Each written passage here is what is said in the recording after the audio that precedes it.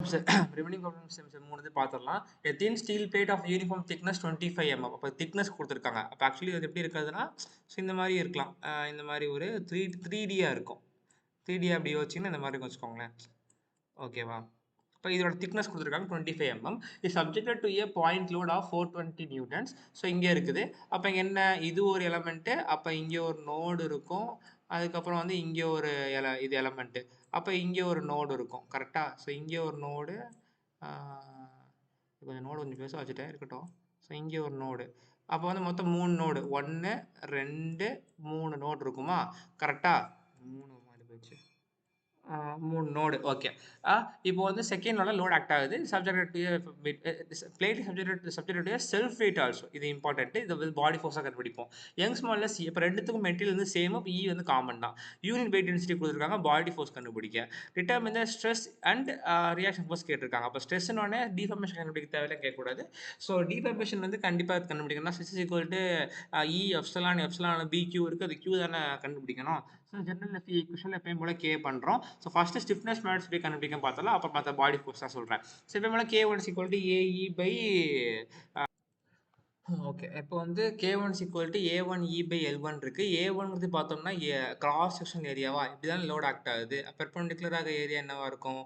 Breadth into thickness. அப்போ 100 × 25 அதானே? 100 × 25. கொஷின்லேயே கொடுத்துருக்காங்க 2 × 10⁵. அப்புறம் L1 வந்து பார்த்தீங்கன்னா இந்த லென்த் 200 மில்லிமீட்டர்ஸ். ஸோ அதை போட்டிருக்கோம். ஸோ இது சால்வ் பண்ணால் 2.5 வருது. ஸோ அதே மாதிரி A2 போடுவீங்க. A2 என்ன பண்ணுவீங்க? இந்த 80 × சேம் திக்னஸ் தான். ரெண்டு இடத்துலையுமே தனித்தனி திக்னஸ் தான் கிடையாது.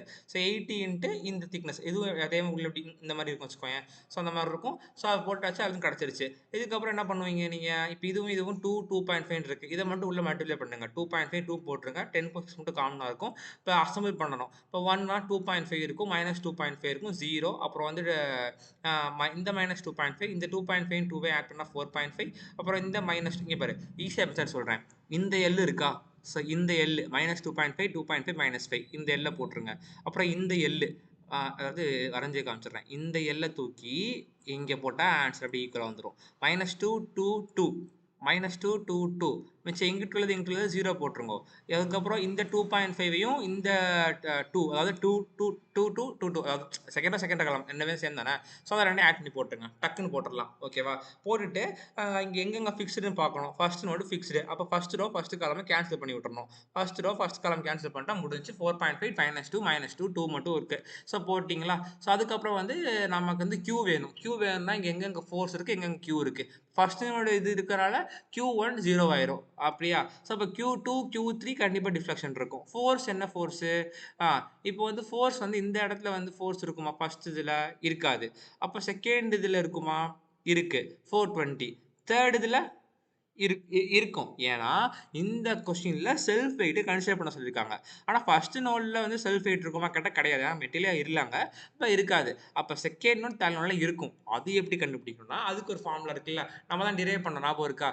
ஸோ பாடி ஃபோர்ஸுக்குன்னு ஒரு டெரிவேஷன் இதை பார்த்தா ஞாபகம் நினைக்கிறேன். ஸோ பாடி ஃபோர்ஸுக்குன்னு சொல்லிட்டு டிரைவ் பண்ணோம். ஸோ அதுதான் இங்கே இருக்குது. நான் கூட படிக்க சொல்லியிருந்தேன். FALE/2 1 கரெக்டாக? ஸோ இப்போ வந்து பார்த்தீங்கன்னா இதில் வந்து ஒரு ஆன்சர் வரும். அது இருந்தால் வந்து இங்கே பார்க்கணும். எங்கே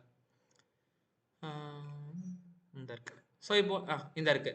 இப்போ வந்து பார்த்தீங்கன்னா ரெண்டு இது இருக்கு. அதாவது இது ஒரு எலமெண்ட், இது ஒரு எலமெண்ட். இந்த F1ங்கிறது மொதல் எலமெண்ட்டுக்கான பாடி ஃபோர்ஸ். இது வந்து செகண்ட் எலமெண்ட்டுக்கான பாடி ஃபோர்ஸ். இதுவும் அதே மாதிரி தான், ஸ்டிஃப்னஸ் மாதிரியே தான். ஓகேவா? ஸோ அப்போ வந்து ρALE அங்கே வந்து நான் Fன்னு போட்டிருப்பேன். இங்கே யூனிட் டென்சிட்டி ρALE/2 11. ஸோ கொஸ்டின்லேயே கொடுத்தாங்க 0.8 × 10⁻⁴. அப்புறம் ஏரியா வந்து கிராஸ் செக்ஷன் ஏரியா 100 × 25 அதான போட்டிருக்கேன். 125 2500 தான் வரும். ஆமாம். அதுக்கப்புறம் LE வந்து லென்த்து 200. அதுக்கப்புறம் 2 1 1 இதை கால்குலேட் பண்ணி மல்டிப்ளை பண்ணுங்க வந்துடும். ஓகேவா? அதுக்கப்புறம் வந்து என்னன்னா F2 அதே மாதிரி தான் பண்ண போகிற. ρALE ஏரியா மாறும், லென்த்து வந்து 200 போட்டுக்கணும். அவ்வளோதான். ஸோ அந்த ஆன்சர் இங்கே இருக்கும். இப்போ எப்படி ஸ்டிஃப்னஸ் மேட்ரிக்ஸை வந்து இந்த மாதிரி போட்டோம். ஸோ 1 1 இந்த மாதிரி அசம்பிள் பண்ணோம். அதே மாதிரி பாடி ஃபோர்ஸையும் என்ன பண்ணோம்னா அசம்பிள் பண்ணோம். இங்கே 20 இப்போ வந்து பாடி ஃபோர்ஸ் F1 F2 இருக்கு. அதில் மொத்தமாக என்ன பண்ணணும்னா FG அதாவது F இல்லைனா ஹோல் திங் Fன்னு மாற்றணும். இப்போ இது என்னது? ஃபர்ஸ்ட் ரோ ஃபர்ஸ்ட் காலம். கரெக்டா? இது வந்து என்ன? செகண்ட் ரோ ஃபர்ஸ்ட் காலம். அப்போ இந்த இடத்துல எப்படி இருக்குன்னா இது வந்து செகண்ட் ரோ ஃபர்ஸ்ட் காலம்னு இருக்கும். இது தேர்ட் ரோ ஃபர்ஸ்ட் காலம்னு இருக்கும். ஓகேவா? ஏன்னா இங்க வந்து ரோ கணக்கு தானே எல்லாமே. ரோ தான் போயிட்டே இருக்குது காலம் போலையில.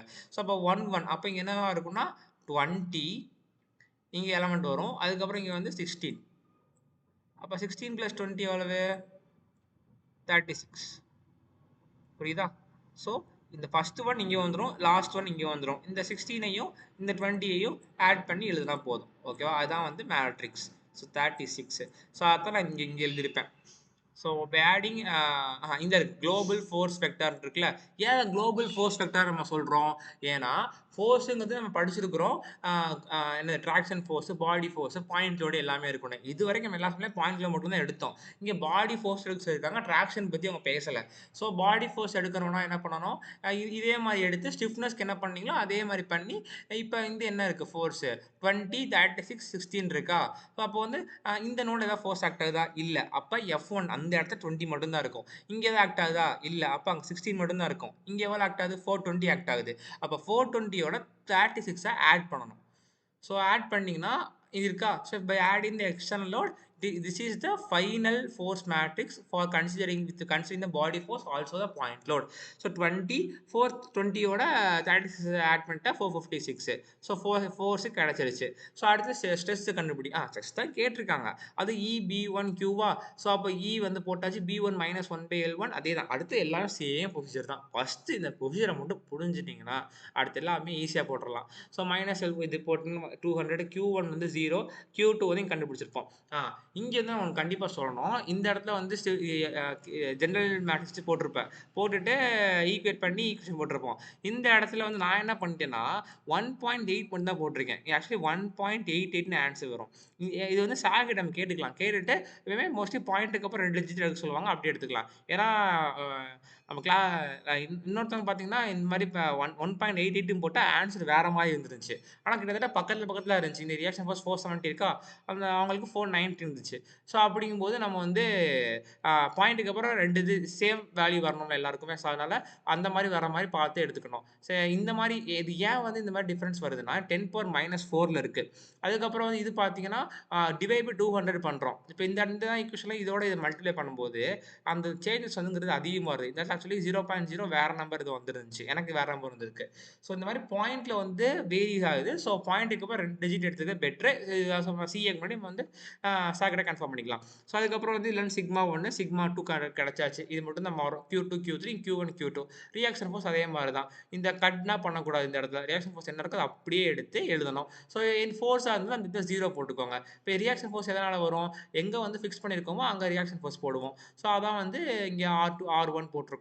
அப்புறம் வந்து இது மல்டிப்ளை பண்ணி எனக்கு ரியாக்ஷன் ஃபோர்ஸ் R1 தானே வேணும். இப்போ 2.5 0 அதை விட்டுரு. இப்போ -2.5 இந்த டேர்ம் இந்த 0 இந்த இது விட்டு அப்போ -2.5 இந்த டேர்ம் மட்டும் மல்டிப்ளை பண்ணி 10⁻6 மல்டிப்ளை பண்ணி F1ங்கிறது என்ன பண்ணணும் நம்ம எவ்வளோங்கிறது பார்க்கணும். இதுக்கு மேலே சொன்னால் 0 போட்டுருவோம் பட்டுன்னு. இங்கே F1 எவ்வளோ இருக்குது? 20 இருக்கு. இப்போ 20யும் கூட போட்டு ஆன்சர் எடுத்துக்கணும். இதான் ரியாக்ஷன் ஃபோர்ஸ். ஓகேவா? ஆக்சுவலி என்ன இது -25 இந்த இடம் வந்து மைனஸ் வந்திருக்கும். இங்கே மைனஸ் வந்திருக்கும். ஓகே. ஸோ இது வந்து கொஞ்சம் டிஃபரெண்ட்டா இருக்கும். ஆனா நல்லா இது வந்து ஈஸி தான். இத மட்டும் அப்படியே மாத்தி இந்த ஸ்டெப்போட மாத்திட்டீங்கன்னா sum easy. So consider thin steel plate of uniform thickness 1 mm. இதோட திக்னஸ் 1 mm இருக்குது. ஸோ ஒரு பிளேட்டாமா.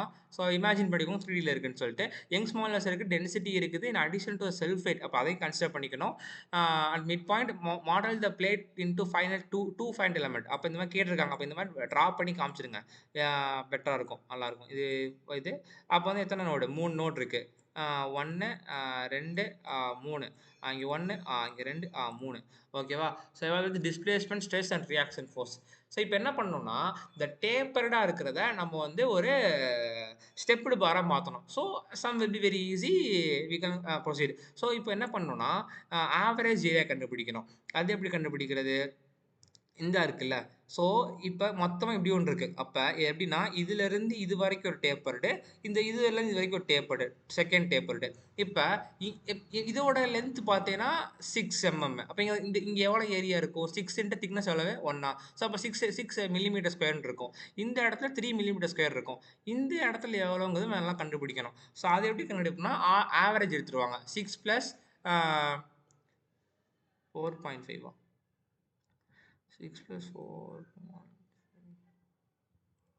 கரெக்ட். இப்ப இந்த சொன்ன மாரி தான். இந்த ஏரியால வந்து எப்படி இங்க எவ்வளோ ஏரியான்னு கண்டுபிடிக்கணும். இப்ப இதுக்கும் ஆவரேஜ் எடு. 6 + 3 9. 9/2 4.5. அப்ப இந்த இடத்துல உள்ள ஏரியா பார்த்தீங்கன்னா, 4.5 மில்லிமீட்டர் ஸ்கொயர்.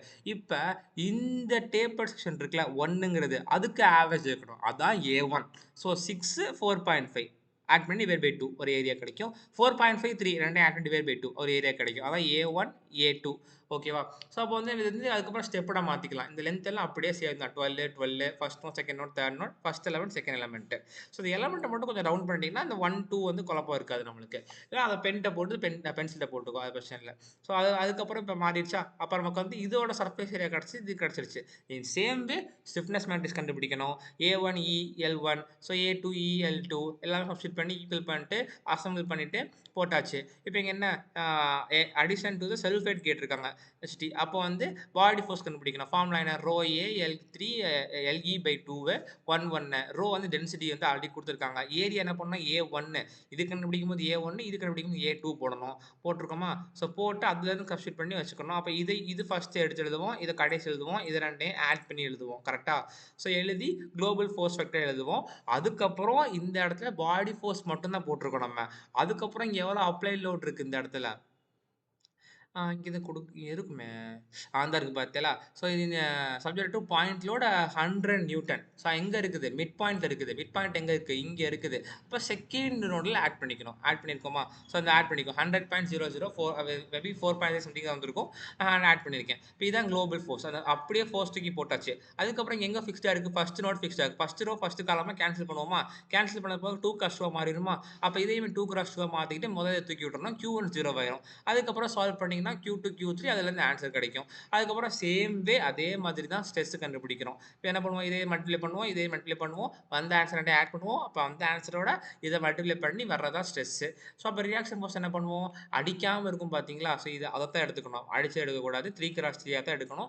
இங்கேயும் 3 கிராஸ் 3 தான் எடுக்கணும். Q1 0 வந்து பரவாயில்ல. சப்ஸ்டிட் பண்ணி போட்டுக்கலாம். ஸோ எங்க ரியாக்ஷன் ஃபோர்ஸ் இருக்கு? எங்க ஃபிக்ஸ்டா இருக்கு? இங்க ஃபிக்ஸ்டா இருக்கு. அப்போ இங்கே தான் ரியாக்ஷன் ஃபோர்ஸ் இருக்கும். இங்கே என்ன எடுக்கக்கூடாது. ஸோ அதையும் ரியாக்ஷன் ஃபோர்ஸையும் என்ன ஃபோர்ஸ் ஆக்ட் ஆகுங்கிறத ஆட் பண்ணி அதுக்கு ஒரு மல்டிப்ளை பண்ணி ஈஸியாக போட்டுடலாம். ஓகேவா? இது கொஞ்சம் டிஃப்ரெண்ட்டாக இருக்கும் சம்மு. இது என்னன்னா ஆனால் இது டிஃப்ரெண்ட்னா என்ன? இது ஈஸி தான்.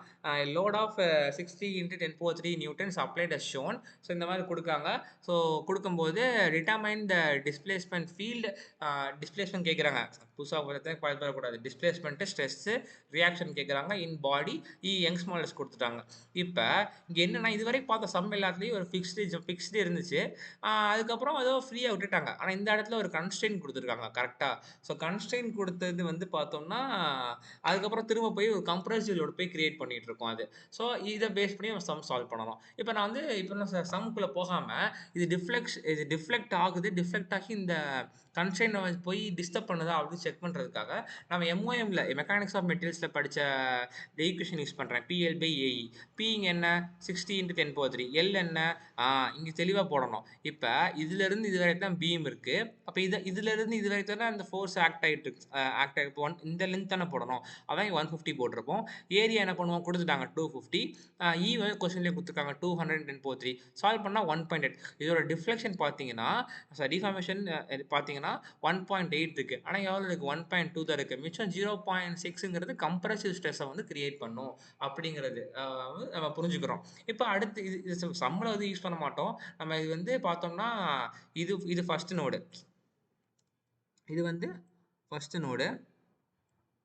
All degrees of freedom cancelled. இது செகண்ட் நோடு. இது தேர்ட் நோடு எடுத்துப்போம். இதை தேர்டு நோடு. ஸோ இப்போ வந்து நான் வந்து என்ன பண்ணுவேன்? Q1 0 எடுத்துடுவேன். Q3 என்ன பண்ணணும்னா 1.2 மில்லிமீட்டர் எடுத்துக்கணும். ஏன்னா Q3ல வரணும்னா வந்து 1.2 மில்லிமீட்டர் டிஃப்ளெக்ஷன் ஆகுதுல்ல. ஸோ அதை இந்த 1.2 அப்படியே எடுத்துப்போம். இதை போட்டு யாரும் குழப்பிக்கண்டா. இதை நான் எடுக்கணுமா அப்படின்னு கேட்க வேண்டாம். இங்கே எவ்வளோ லென்த் இருக்கோ அப்படியே Q3 எடுத்துக்கோங்க. ஓகே. இப்போ Q1 தெரியும், Q3 தெரியும். இப்போ வந்து ஸ்டிஃப்னஸ் மேட்ரிக்ஸ் கண்டுபிடிக்கணுமா? அப்போ ஸ்டிஃப்னஸ் மேட்ரிக்ஸ் கண்டுபிடிக்க என்ன பண்ணணும்? இது first node, second node, third node. அப்போ இது ஒரு எலமெண்ட்டு, இது ஒரு எலமெண்ட் எடுப்போமா நம்ம? இது வரைக்கும் எழுப்போம். கரெக்டா? ஸோ எடுக்கும்போது எப்படி எடுப்போம்னா ஆக்சுவலி இப்போ என்ன பண்ணிக்கணும்னா நம்ம வந்து நோடு வந்து எடுக்கும்போது இதைத்தான் நோடாக எடுக்கணும். அதாவது இதைத்தான் தேர்ட் நோடாக எடுத்துருக்கணும். இந்த இருக்குல்ல இதைத்தான் தேர்ட் நோடாக எடுத்துருக்கணும். ஓகேவா? தேர்டு இது செகண்டு, இது ஃபர்ஸ்ட்டு. இது ஒரு எலமெண்ட், இது ஒரு எலமெண்ட். இது ஒரு எலமெண்ட். இப்ப இந்த 1, 2ங்கிற எலமெண்ட்டுக்கு மட்டும் நான் வந்து ஸ்டிஃப்னஸ் மேட்ரிக்ஸ் கண்டுபிடிக்கிறேன். AE/L ஏரியா குடுத்துட்டாங்க, குடுத்துட்டாங்க, L வந்து 150. அதுக்கப்புறம் அத மல்டிப்ளை பண்ணி ஆன்ஸர் வச்சுக்கோங்க. அதுக்கப்புறம் இதுக்கும் அதே மாரி தான். எல்லாமே சேம் தான. Area same, length same, same. அதனால இதுக்கும் ஒரே ஆன்ஸர் தான் வரும். ஸோ குளோபல் ஸ்டிஃப்னஸ் மேட்ரிக்ஸ் அதே சொன்ன மாரி தான். இந்த L தூக்கி இங்க போட்டுருங்கோ. இந்த L தூக்கி இங்க. அப்ப இந்த டேர்மையும் இந்த டேர்மையும் ஆட் பண்ணா 0.06. மித்தெல்லாம் 0. இதுவும் 0 போட்டா முடிஞ்சுச்சு. அதுக்கப்புறம் என்ன பண்ணணும்னா, இப்போ வந்து குளோபல் ஸ்டிஃப்னஸ் மேட்ரிக்ஸ் இருக்கு. ஃபோர்ஸ் நம்ம Q வந்து எப்படி இருக்குங்கிறத புரிஞ்சுக்கிட்டோம். ஃபோர்ஸ் எப்படின்னு பார்த்தோம்னா, இந்த இடத்துல 0வா இருக்கும். இந்த இடத்துல Pங்கிற ஃபோர்ஸ், இந்த இடத்துல வந்து ஃபோர்ஸ் 0. எந்த ஃபோர்ஸும் அப்ளை ஆகலைல்ல. அதனால 0 போட்டாச்சு. ஸோ அதுலேருந்து நம்ம என்ன பண்றோம், இத வந்து ஃபர்ஸ்ட் நோடு ஃபிக்ஸ்டா அதனால இது பண்ணிக்கிறோம். இதெல்லாம் வந்து இது பண்ண தேவையில்ல. இதுக்கப்புறம் தான் போய் முட்ட போகுது. ஸோ இப்போ இனிஷியலா என்ன கண்டிஷன்ல இருக்கோ அதான் அப்ளை பண்ணணும். அதனால இத வந்து நோடு 3ன்னு யாரும் எடுத்துக்க வேண்டாம். சரியா? அதுக்கப்புறம் வந்து போட்டுட்டு மல்டிப்ளை பண்ணும்போது எனக்கு Q2 கிடைச்சிருது. எப்படி? அதேதான். இந்த இடத்துல வந்து இது கேன்சல் பண்ணி இது மட்டும் இருக்கும். அத போட்டிருக்கேன். 2 கிராஸ் 2வா மாறிடும். ஆக்சுவலி அது Q1 போட்டிருக்க கூடாது. Q1ம் இதுவும் அதத்தான் நான் இங்க அடுத்த ஸ்டெப்ல எழுதியிருக்கேன். ஸோ இந்த மாரி இருந்துச்சா? ஸோ இதையும் மல்டிப்ளை பண்ணி போட்டிருப்போம். அப்புறம் இதையும் மல்டிப்ளை பண்ணி ஆட் பண்ணுவோம். அப்புறம் இதோட மல்டிப்ளை பண்ணுவோம். அப்புறம் இதோட வந்து ஈக்குவல் டூ பண்றோம். ஸோ அதுல இருந்து ஆன்ஸர் கிடைச்சிரும் நம்மளுக்கு. இப்ப அதே மாரி தான். இதுக்கப்புறம் சிம்பிள் தான். இந்த இது வந்து நம்ம Q3 வந்து எப்படி செலக்ட் பண்றோங்கிறதுக்கு தான் செட் பண்ணுவாங்க. மத்தபடி எல்லாமே சேம் தான். சிக்மா 1 வந்து EB1Q EB2Q அதே தான் போடுவோம். மைனஸ் இருந்தாலும் கம்ப்ரசிவ் ஸ்ட்ரெஸ். இப்போ ரியாக்ஷன் ஃபோர்ஸ் வந்து எப்பயும் போல மொத்தமா எடுத்துக்கிட்டு அதுக்கப்புறம் வந்து பார்ப்போம். இப்போ ரியாக்ஷன் ஃபோர்ஸ் பார்த்தீங்கன்னா எவ்வளோ இருக்குது? மைனஸ்ல வரும் சொல்லியிருந்தேனா 48 கிலோ நியூட்டன், 12 கிலோ நியூட்டன். இந்த 2 ரியாக்ஷன் ஃபோர்ஸையும் ஆட் பண்ணா எவ்வளோ வருது? 60 கிலோ நியூட்டன் வருது. அதான் வந்து அப்ளை லோடா இருக்கும். நீங்க செக் பண்ணிக்கலாம். கண்டுபிடிச்ச ரியாக்ஷன் ஃபோர்ஸ் வந்து கரெக்ட்டா தப்பான்ட்டு. ஸோ 2மே ஈக்குவலா இருக்கு. அப்ப நம்ம குடுக்குற லோடுக்கு ரியாக்ஷன் ஃபோர்ஸ் கரெக்ட்டா இருக்கு. அப்ப இது சேஃபா இருக்கும் அப்படின்னு சொல்லிட்டு நம்ம வந்து இது பண்ணிக்கலாம். ஸோ ஈக்குலிபிரியத்துல இருக்கு அப்படின்னு அர்த்தம். ஓகேவா? ஸோ இதோட லீனியர் பேரலமெட்டுக்கு ப்ராப்ளம்ஸ் எல்லாம் முடிஞ்சுச்சு. ஓகே. எல்லாமே சேம் ப்ரொசீஜர் தான். எங்கெங்க அந்த பாடி வெயிட்டு அந்த மாரி இது வரும். ஸோ பாடி ஃபோர்ஸ் பாயிண்டோட கரெக்ட்டா ஆட் பண்ணி போட்டோம்னா will be good. Okay. Thank you.